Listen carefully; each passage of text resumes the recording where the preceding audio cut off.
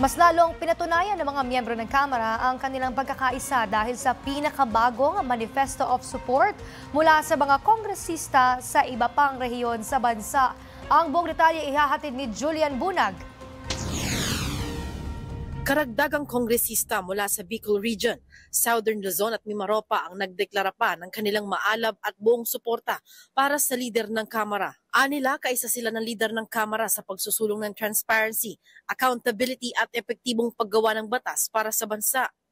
42 mga kongresista mula sa Southern Luzon at Bicol Region ang karagdagang lumagda sa isang manifesto of support para kay House Speaker Faustino Bojidy III.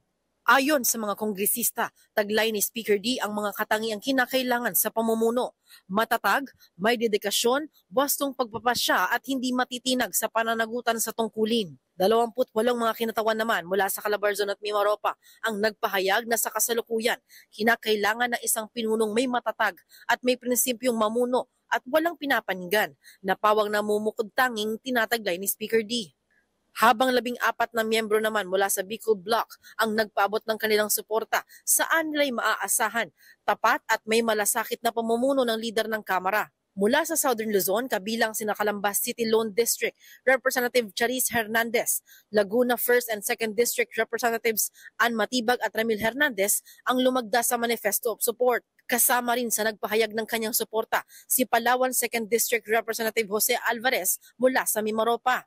At sina One Rider Party List Representative Rog Gutierrez at mula sa Bicol Region, si Albay 3rd District Representative Adrian Salceda sa mga nagpahayag pa ng suporta para kay House Speaker Bojidy. Para sa totoong balita sa Bagong Pilipinas, Julian Bunag, Congress News.